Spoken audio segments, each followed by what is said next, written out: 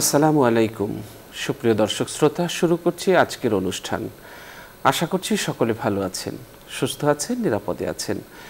মহান প্রতিপালকের কাছে আমাদের এই প্রার্থনা, তিনি যেন সবখানে সবসময় আপনাদেরকে ভালো রাখেন, সুস্থ রাখেন, নিরাপদে রাখেন। দর্শক শ্রোতা, আজ অতিথি হিসেবে আমরা আমন্ত্রণ জানিয়েছি একজন বিশিষ্ট ইসলামী চিন্তাবিদকে। আজ আমাদের সাথে আছেন গাজীপুর আজিজিয়া ফাজিল মাদ্রাসার সম্মানিত সহকারী অধ্যাপক, বিশিষ্ট ইসলামী চিন্তাবিদ মাওলানা মুফতি আশিকুল্লাহ সিরাজি। আসসালামু আলাইকুম ওয়া রাহমাতুল্লাহি ওয়া বারাকাতুহু। ওয়ালাইকুম আসসালাম ওয়া রাহমাতুল্লাহি ওয়া বারাকাতুহু। মোহতারাম, কেমন আছেন? আলহামদুলিল্লাহ, আপনি কেমন আছেন? আলহামদুলিল্লাহ, ভালো আছি। দর্শক, আজ আমরা যে বিষয়টি নিয়ে আলোচনা করব সেটি হচ্ছে ইসলামে মানব সম্পদের গুরুত্ব।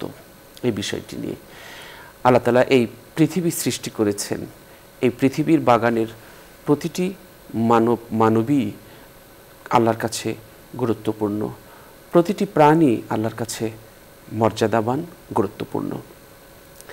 বাবা আদম আলাইহিস সালামের সাথে মা হাওয়ার দেখা হয়েছিল আরাফায়, সেখান থেকে মুজদালিফায় রাত যাপন করা, মধুময় রাত শুরু হলো, জীবন সংসার শুরু হলো। সেই থেকে আজ পর্যন্ত যত মানবী পৃথিবীতে এসেছে, আমরা সব এক পরিবারেরই অন্তর্ভুক্ত। আমাদের বাবা আদম আলাইহিস সালাম, আমাদের আদিমা হাওয়া আলাইহিস সালাম, আমরা একই পরিবারের, একই সেই যে ধারাবাহিকতা শুরু হয়েছে আজও অব্যাহত আছে।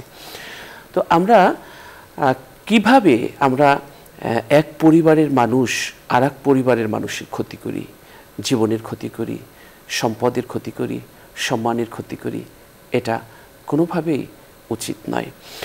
আল্লাহর কাছে সর্বোৎকৃষ্ট সৃষ্টি হলো মানুষ। মানুষকে কেন্দ্র করেই এই সৃষ্টি জগতের সকল আয়োজন আল্লাহ তাআলা করেছেন। আল্লাহ বলেছেন, হুয়াল্লাযী খালাকা লাকুম মা ফিল আরদি জামিআ, তোমার চারিপাশে যা কিছু দেখো সব তোমার জন্য সাজিয়ে আমি তোমাকেই দিয়েছি। এই যে মানুষকে আল্লাহ তাআলা সবচেয়ে সুন্দর করে সৃষ্টি করেছেন, তিনি তার শিল্পীর তুলি দিয়ে, মনের মাধুরী দিয়ে তিনি সাজিয়েছেন।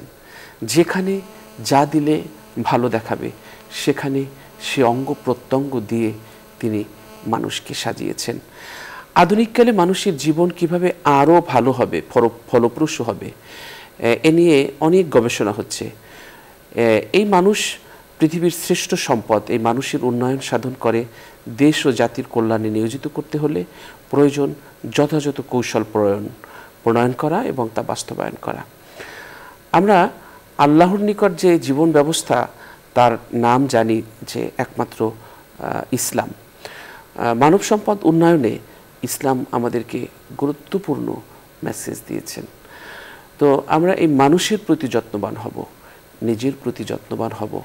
কোরআনুল কারিমে আল্লাহ তাআলা বলেছেন যে পৃথিবীর একজন মানুষকে হত্যা করলো নিরপরাধ, সেজন্য সমস্ত মানুষকেই হত্যা করলো। যে একজন নিরপরাধ মানুষকে বাঁচালো, সেজন্য পৃথিবীর সব নিরপরাধ মানুষকে বাঁচালো। কিন্তু আজ আমরা কি দেখছি? গাজায় নিরপরাধ মানুষ, শিশুদেরকে হত্যা করা হচ্ছে। তাদেরকে ন্যূনতম খাবারটুকু পৃথিবীর মানুষ সাহায্যের হাত বাড়িয়ে দিচ্ছে, সে খাবারটুকু পৌঁছাতে দিচ্ছে না। এত নিষ্ঠুর, এত নির্মম পৃথিবী আর কখনো, নিষ্ঠুরতা, নির্মমতা আর কখনো দেখিনি। আমরা বলছি, গাজার মুসলমানদের কান্নার আওয়াজ শুনেও যারা না শোনার ভান করে আছে, তারাও একদিন কাঁদবে, তাদের কান্নাও হয়তো অন্য কেউ শুনবে না। এই জন্যে আজ যেখানেই নিরপরাধ মানুষকে হত্যা করা হচ্ছে, নিরপরাধ মানুষকে তার ঘর ছাড়া করা হচ্ছে, সেখানেই উচিত হলো আমাদেরকে সর্বশক্তি নিয়ে সেটা প্রতিরোধ করা। আল্লাহ তাআলা বলেছেন, তোমাদের কি হলো? তোমরা তাদের জন্য কেন লড়াই করছো না? নিরপরাধ নারী, শিশু তারা সাহায্য প্রার্থনা করছে, একজন ত্রাণকর্তার জন্য তারা পথ পেনে তাকিয়ে আছে, সেখানে কেন তোমরা হাত বাড়াচ্ছ না? আজ আমরা বোবা হয়ে গেছি। আমরা আজ সত্য কথা বলি না, সত্যের সাথে চলি না। একটি সমাজ, একটি রাষ্ট্র, একটি পৃথিবী ভালো মানুষের নীরবতায় বকে যায়। এজন্য ভালো মানুষকে সচেতন হতে হবে, জাগতে হবে। নতুন একটি সমাজ, নতুন একটি পৃথিবী আমরা দেখতে চাইলে মানব সম্পদের যত্ন নিতে হবে। মানুষ নিরপরাধ মানুষ হত্যা বন্ধ করতে হবে। মানুষকে আঘাত করা, মানুষকে কষ্ট দেয়া, মানুষকে ক্ষতি করা, এটা বন্ধ করতে হবে। দর্শক, চলুন আমরা এই বিষয়টি নিয়ে আলোচনা শুনছি আমাদের আজকের অতিথির কাছ থেকে। জি মোহতারাম। নাহমাদুহু ওয়া নুসাল্লি আলা রাসূলিহিল কারীম, আম্মা বাদ। আল্লাহ তাআলার অশেষ শুকরিয়া যে আল্লাহ তাআলা আমাদেরকে পৃথিবীতে মানুষ রূপে সৃষ্টি করেছেন, পৃথিবীতে মানুষ বানিয়ে পাঠিয়েছেন। প্রথমে আল্লাহ পাকের শুকরিয়া করছি। আসলে গোটা পৃথিবীতে 2025 সনের জরিপ অনুযায়ী মানব সংখ্যা হচ্ছে আন্তর্জাতিক জরিপে 890 কোটি। এই 890 কোটির মধ্যে সকলতার মুসলমান না, সকলে ইমানদার না। কিন্তু এটা আমরা মনে করি আর কি যে মুসলমানরা আল্লাহর কাজ করবে, আল্লাহর সাথে থাকবে। মৌলিক কথা হচ্ছে যে এই গোটা মানব সম্প্রদায়, টোটাল কথা হচ্ছে 900 কোটির কাছাকাছি। এখন তো মানুষ আরও জন্ম নিয়েছে। এই 900 কোটি বা তার কম কাছাকাছি এই সংখ্যার সকল মানুষগুলোই এটা মানব সম্প্রদায় নয়, এটা আল্লাহ পাকের মানব সম্পদ।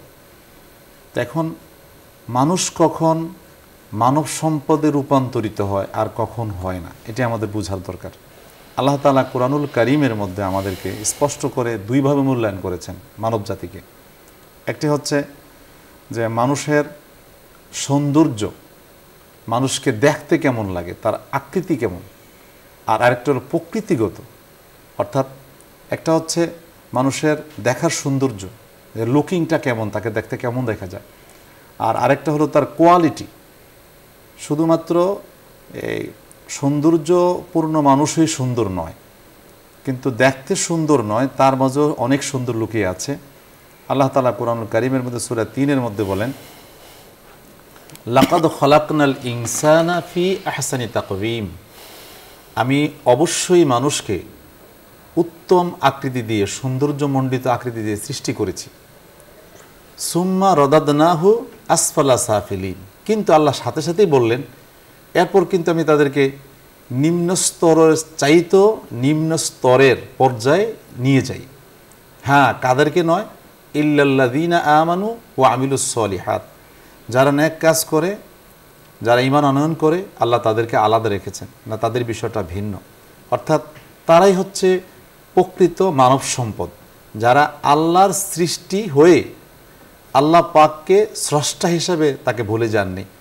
আল্লাহ পাকের সৃষ্টি এটা স্বীকৃতি প্রদান করে, মনে প্রাণে বিশ্বাস করে, কাজে কর্মে প্রকাশ করে, সে হচ্ছে আসল মানব, সেই মানব সম্পদ। গোটা পৃথিবীতে আল্লাহ তাআলা যা সৃষ্টি করেছেন, সব কিছুই সৃষ্টি করার মূল উদ্দেশ্য হচ্ছে এটাই যে মানুষের উপকারিতার জন্য, মানুষ তা থেকে উপকার লাভ করবে। যেমন হুয়াল্লাযী খালাকা লাকুম মা ফিল আরদি জামিআ, আল্লাহ বলেন পৃথিবীতে যা সৃষ্টি করেছি সব তোমাদের জন্যই সৃষ্টি করেছি, অর্থাৎ তোমরা তা থেকে উপকার লাভ করো, উপকৃত হবে। এখন এই উপকার লাভ করার দ্বারায় বান্দা আল্লাহ রাব্বুল আলামিনের কৃতজ্ঞতা প্রকাশ করবে যে আল্লাহ আমাকে এই করুণাগুলো দান করেছেন। আল্লাহ তাআলা আমাদেরকে অন্য জায়গায় বলছেন কোরআনুল কারীমে, ওয়ালাকাদ কাররামনা বানি আদম, যে আমি বনি আদমকে সম্মানিত করেছি। ওয়া হামালনাহুম ফিল বাররি ওয়াল বাহর, যে আমি তাদেরকে জলে স্থলে তাদেরকে পরিভ্রমণ করার, ঘোরার, ভ্রমণ করার তাদেরকে সুযোগ করে দিয়েছি, যোগ্যতা দান করেছি। ওয়া রাযাকনাহুম মিনাত তাইয়্যিবাতি, এবং তাদেরকে আমি পবিত্র খাবার দিয়েছি। আর সেই পবিত্র খাবারকে আমরা কলুষিত করছি আমাদের চিন্তাধারাকে পরিবর্তন করে, বিকৃত করে। আল্লাহ বলেন এদেরকে আমি সম্মানিত করেছি, সৃষ্টির ভেতরে তাদেরকে আমি মর্যাদা সম্পন্ন করেছি একে অপরের উপর। এখন আমাদের এখানে দুটি বিষয় খুব ভালোভাবে লক্ষ্য করে দেখা দরকার, যে মানব সম্পদ বলতে আমরা সকলেই, অর্থাৎ যে প্রজাতির, পৃথিবীতে হাজারের উপরে ধর্মমত আছে, সকলে কিন্তু মানব জাতি বা মানব সম্প্রদায়ের অন্তর্ভুক্ত।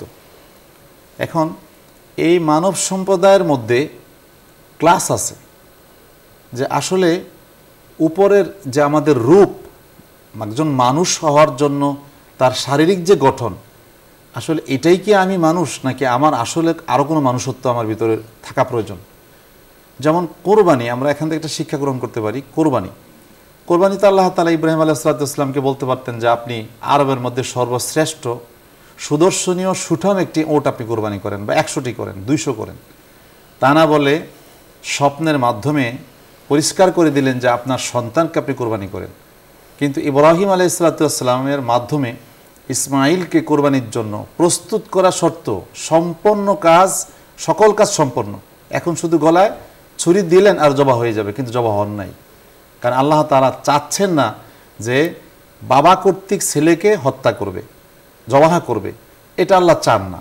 আল্লাহ চেয়েছেন ইব্রাহিম আলাইহিসসালামের অন্তর কোন দিকে সাপোর্ট করে, তিনি কোনটা করতে চাচ্ছেন। আল্লাহ এটা পেয়ে গেছেন, বাস সদ্দাক্তা রইয়া, আপনি আপনার এই স্বপ্নকে সত্যে বাস্তবায়ন করেছেন, হয়ে গেছে। শেষ পর্যন্ত পশুই জবা হলো, কিন্তু ইসমাইল জবা হলো না। এটা দ্বারা আমাদের বোঝা উচিত যে আল্লাহ তাআলা চাইলে তো এই প্রতি বৎসর মানুষই কুরবানি করার জন্য আমাদেরকে বিধান হিসেবে দিতে পারতেন, কিন্তু মানব সম্পদ একটি গুরুত্বপূর্ণ একটি অধ্যায়, একটি গুরুত্বপূর্ণ একটি বিষয়, একটি সাবজেক্ট। এটাকে আল্লাহ তাআলা সামনে রেখে এই শিক্ষা আমাদেরকে দিয়ে দিলেন, সারা জীবন কিয়ামত পর্যন্ত তোমরা পশুই জবাই করলে আমি খুশি হব। আর এই পশু জবাই করার মাধ্যমে শুধু পশু জবাহ নয়, আমাকে প্রথম চিন্তা করতে হবে যে ইব্রাহিম আলাইহিস সালাম কার গলায় তরবারি লাগাতে চাইছিলেন। সেটা হলো একজন মানুষ। অর্থাৎ পশুর গলায় ছুরি লাগানোর মাধ্যমে, পশুকে জবাহ করার মাধ্যমে, পশু কোরবানির মাধ্যমে তোমার ভেতরে যে মানুষ রূপের, মানুষের ভেতরে যে অমানুষত্ব লুকিয়ে আছে, পশুত্ব লুকিয়ে আছে, তাকে তুমি কুরবানি করতে হবে। তো সেটা যদি আমরা আমাদের মন থেকে, দেহ থেকে যদি বর্জন করতে না পারি, তাহলে আমাদের এই কোরবানির কোনো মানেই নেই। এটা অর্থহীন একটি কোরবানি। কোরবানি দেওয়ার অর্থই হচ্ছে যে পশুর গলায় ছুরি দেওয়া মানে আমার পশুত্বের গলায় ছুরি দেওয়া। আমি এইখান থেকে পণ প্রতিজ্ঞা করব যে সারা বৎসরে মানুষের মতো জীবনযাপন করব, পশুর মতো নয়। এখন আল্লাহ তাআলা আমাদেরকে যে এত সম্মানিত করলেন, আরও কত সম্মানিত করেছেন। আল্লাহ পাক বলতে পারতেন যে পৃথিবীতে যখন আল্লাহ মানুষ প্রেরণ করবেন, বলতে পারতেন যে ইন্নী জাইলুন ফিল আরদিল ইনসান, পৃথিবীতে আমি মানুষ প্রেরণ করব। হে ফেরেশতারা, আমি জমিনের মধ্যে মানুষ প্রেরণ করতে চাই, পাঠাতে চাই। আল্লাহ কি বললেন? ইজ ক্বালা রাব্বুকা লিল মালাইকাতি ইন্নী জাইলুন ফিল আরদি খলিফা। একেবারে মন জুড়ে যায়। আল্লাহ আমাদেরকে বান্দা বলেন নাই, গোলাম বলেন নাই, আমাদেরকে মানুষ বলেন নাই, সৃষ্টি বলেন নাই, বললেন কি? খলিফা, এক স্পিরিচুয়াল প্রতিনিধি। অনেক চিন্তার বিষয় এখানে। এই একটা শব্দের মধ্যে মানব জীবনের সকল রহস্য নিহিত। এটা আমার কথা নয়, তা মুফাসসিরদের কথা। এই খলিফা শব্দের ভিতরে মানব সৃষ্টির যত রহস্য সব নিহিত। এইটা যার মাঝে আছে সেই মানব সম্পদ। আমরা কিন্তু খলিফা, শাব্দিক অর্থ কি? প্রতিনিধি। আমরা আল্লাহ পাকের পক্ষ থেকে আল্লাহর কথাকে পৃথিবীতে ছড়িয়ে দেব কথা ও কাজের মাধ্যমে। আমরা কি সেখানে আছি? না, আমরা আরো হত্যা রাহাজানিতে ছড়িয়ে পড়ছি। নিজের সামান্য একটু নিজের স্বার্থকে উদ্ধার করার জন্য অন্যের গলায় ছড়িয়ে দিচ্ছি। আর আমরা যেটা আগে জানতাম যে বাবার কোলে, মায়ের কোলে সন্তান নিরাপদ, আর সন্তানের কাছে সবচেয়ে বেশি নিরাপদ হলো পিতামাতা। এখন দেখা যায় ইদানিং আমাদের দেশে, বিশেষ করে বাংলাদেশ সহ পৃথিবীর অন্যান্য দেশগুলোতে তো আগের থেকে হয়, কিন্তু বাংলাদেশে এমনটা হয় নাই।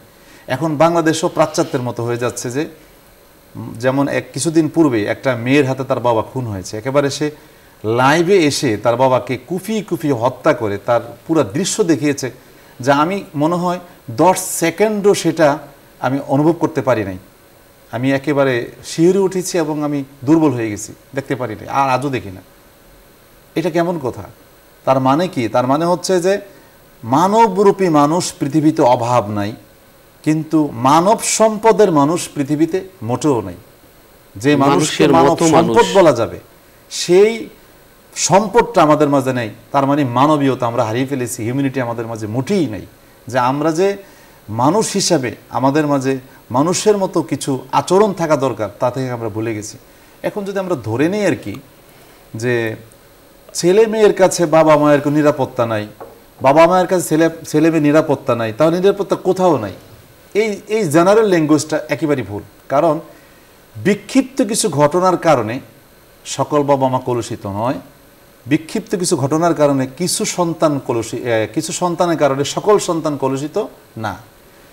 দুই একটা ঘটনা এই জন্য ঘটে যে এগুলো আসলে মানুষ নয়, এরা হচ্ছে সেই মানুষ বালহুম আবাল, আল্লাহ কোরআনুল কারীমে বলছেন যে কিয়ামতের দিন আল্লাহ তাআলা পৃথিবীর মানুষের মধ্য থেকে কিছু মানুষকে বলবেন যে তোমাদেরকে এখানে ভুলে যাওয়া হয়েছে, আলিয়ামা তুনসা।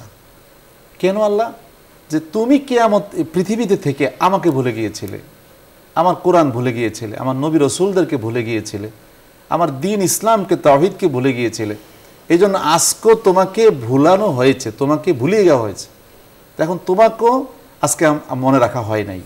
কি মারাত্মক কথা! সেই চতুষ্পদ জন্তু নয়, দুপায়ের জন্তু, দুপায়ের প্রাণী, কিন্তু চতুষ্পদ প্রাণীর চাইতেও নিকৃষ্ট কাজ করার কারণে। কারণ পৃথিবীতে আমরা দেখতে পাচ্ছি না যে একটা, আমরা অনেক সময় এই ভিডিওগুলো আমরা লক্ষ্য করি, আপনিও দেখেন যে একটা পশু তার বাচ্চার জন্য কি আদর, কি যত্ন, তার জীবনটা দিয়ে দেয়। পশু কিন্তু একটা পশু তার মায়ের জন্য তার কি বিশ্বাস যে আমি যদি আমার মায়ের ছায়াতে থাকতে পারি তবে শত্রুমুক্ত থাকতে পারবো।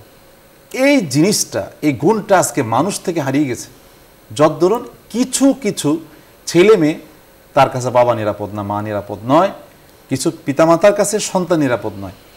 সেখান থেকে আমাদেরকে ফিরে আসতে চাইলে ইল্লাল্লাযীনা আমানু ওয়া আমিলুস সলিহাত, অবশ্যই মজবুত দৃঢ় ঈমান গ্রহণ করতে হবে, ঈমানের উপর অটল থাকতে হবে এবং নেক আমলের উপর আমাদেরকে অবশ্যই ধারাবাহিকভাবে করে যেতে হবে। নেক আমলের উপর আমাদেরকে প্রস্তুত থাকতে হবে সবসময় যে আমরা নেক আমল করবো, তাইলেই একটা মানুষ মানুষের মতো গড়ে ওঠা সম্ভব।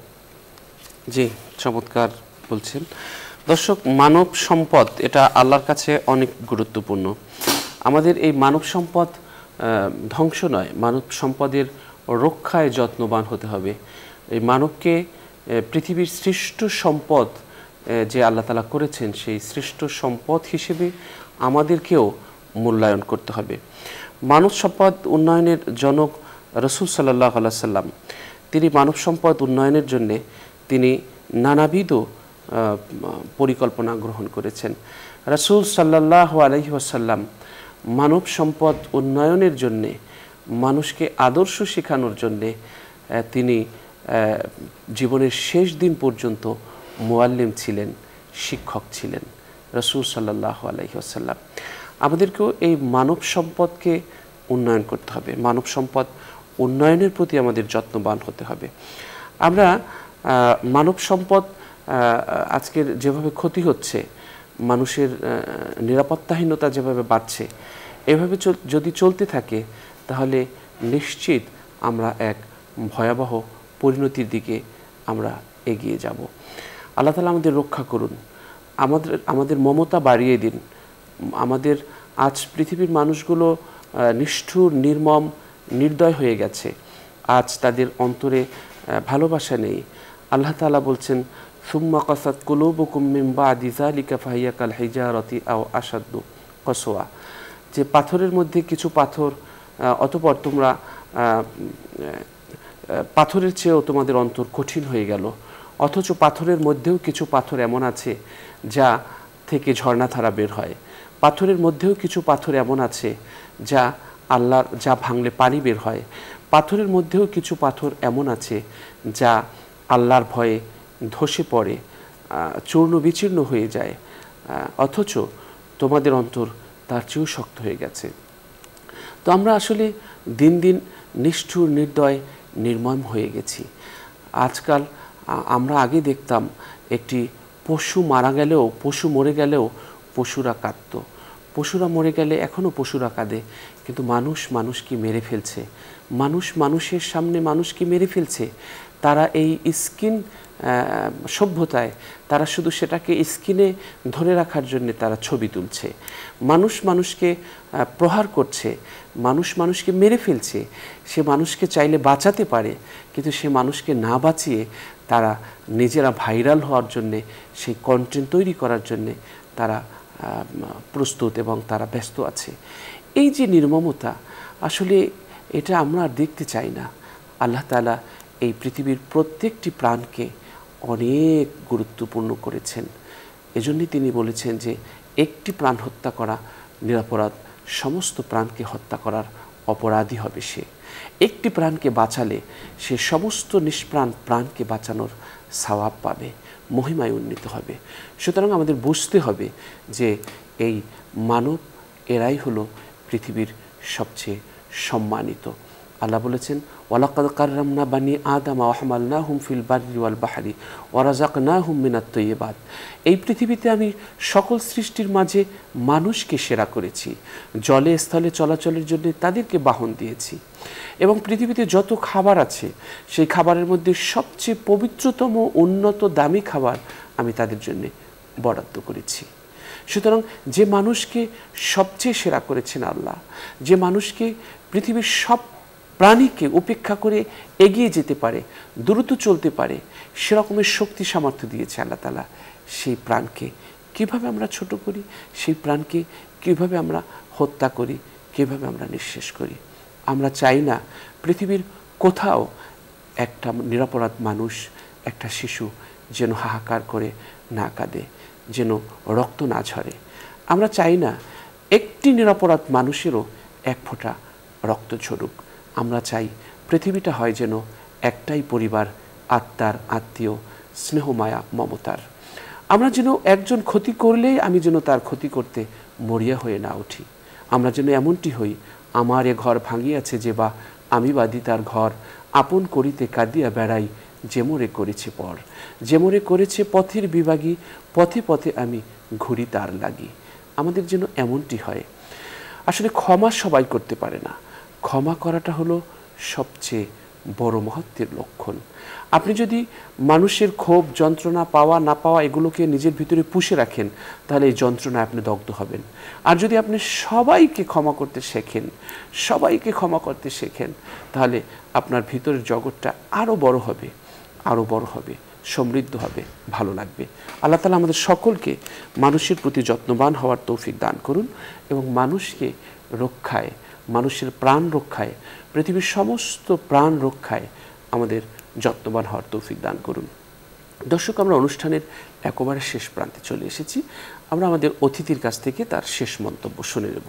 যে মোহতারাম যেটা বলছি, তাছাড়া আপনার রাসূলুল্লাহ সাল্লাল্লাহু আলাইহি ওয়াসাল্লাম, নবী করিম সাল্লাল্লাহু আলাইহি ওয়াসাল্লামের যে মানব সম্পদ রক্ষার যে রূপরেখা নবী করিম সাল্লাল্লাহু আলাইহি ওয়াসাল্লামের জীবনে যেটা ফুটে উঠেছে, তা আমরা দেখতে পাচ্ছি যে আল্লাহ রসুল পৃথিবীতে আসার পর থেকেই নবীজি যে মানুষের যে প্রকৃতিগত যে পরিস্থিতি সেটাকে নিয়ন্ত্রণ করার চেষ্টা করেছেন।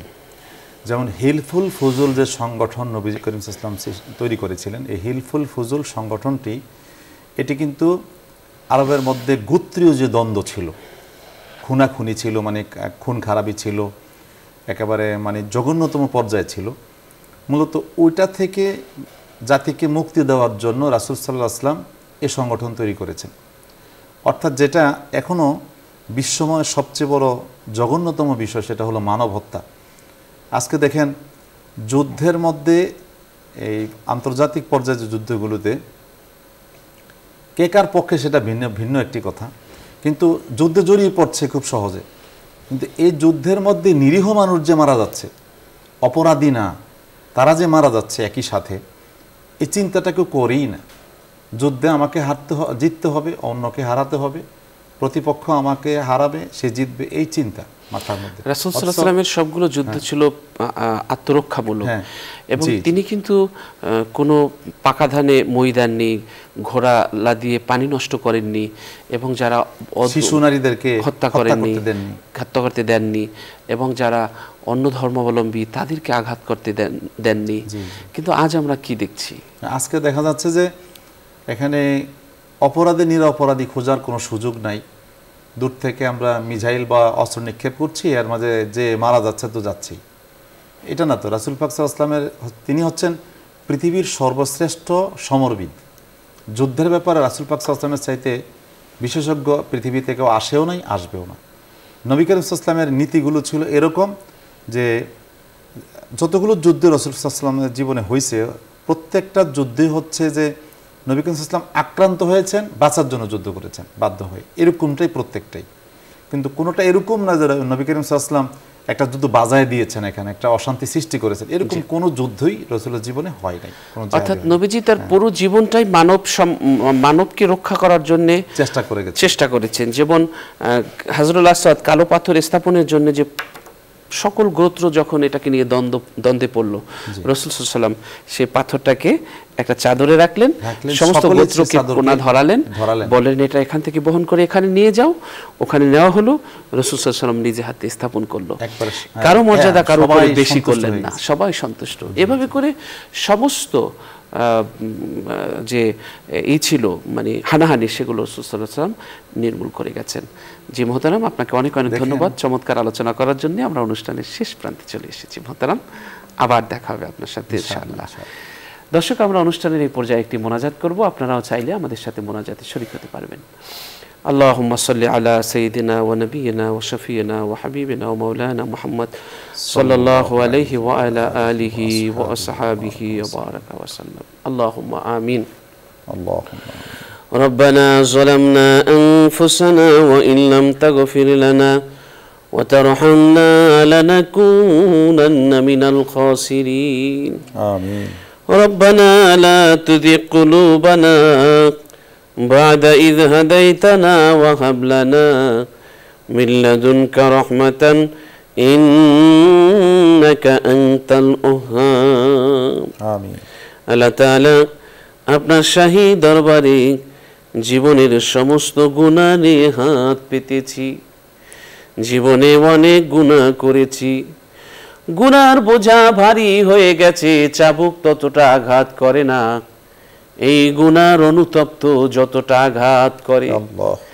আল্লাহ তাআলা গুনাহ করেছি, বুঝতে পারিনি, অন্যায় করেছি, ভুল করেছি। তুমি তো দয়াশীল, ক্ষমাশীল। সন্তান মাকে ভুলে গেলে মা কখনো সন্তানকে ভুলে যায় না। রব্বুল আলামিন, তুমি তো মায়ের চেয়েও বেশি দয়াশীল। আমরা তোমাকে ভুলে গেছি, তুমিও যদি আমাদেরকে ভুলে যাও, বলো আমরা কার কাছে যাব? তোমার সামনে দাঁড়িয়েছি অসহায়, দুর্বল, অপরাধ। তুমি আমাদেরকে তাড়িয়ে দিও না।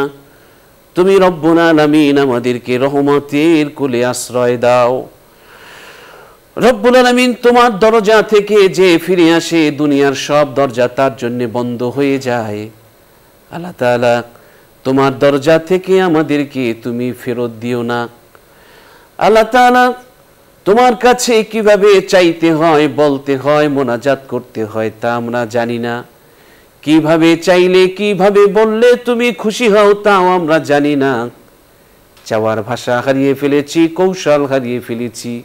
আল্লাহ তাআলা, অপরাগ আমরা তোমার কাছে শুধু এইটুকু বলতে পারি, আমাদের ক্ষমা করে দাও, আমাদের প্রয়োজন পূরণ করে দাও। আল্লাহ তাআলা, তুমি আমাদের সব অভাব দূর করে দাও, প্রয়োজন পূরণ করে দাও, দুনিয়া আখিরাতে কল্যাণ দান করো। আমাদেরকে হায়াতের মধ্যে বরকত দাও, আমাদের রিজিকের মধ্যে বরকত দাও, সম্পদের মধ্যে বরকত দাও। আল্লাহ তাআলা, জীবনের সমস্ত অঙ্গনে তুমি বরকত দিয়ে ভরে দাও গো আল্লাহ তাআলা। আল্লাহ তাআলা, সন্তান আদি যা কিছু দিয়েছো, এহকাল পরকালের সাফল্যের পথে প্রস্তুত করে যেতে পারি সেই তৌফিক দাও।